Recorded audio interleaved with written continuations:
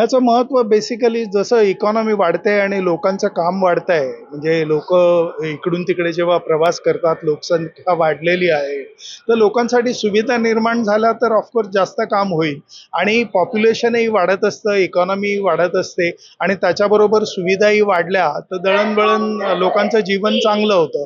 हे जर झालं नाही तर हा जर प्रकल्प झाला नाही तर मुंबईच्या काय अवस्था असती. त्यामुळे ही प्रोग्रेस पॅरलल आहे. पॉप्युलेशन वाढणं, इकॉनॉमी वाढणं आणि बरोबर इन्फ्रास्ट्रक्चर वाढणं. हे ओव्हर अ पिरियड होतच असते. आम्ही 1980ची मुंबई सुद्धा बघितली आहे, जी फक्त बांद्रापर्यंत होती.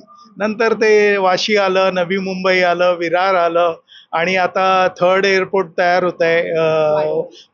तिकडेही आता नवीन मुंबई तयार होईल.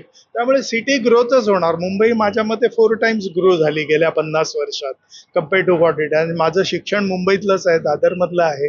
त्यामुळे आम्ही लहानपणापासूनची ती मुंबई बघितलेली आहे आणि आताची मुंबई बघतोय गेल्या 50 वर्षात काय डेव्हलपमेंट झाली.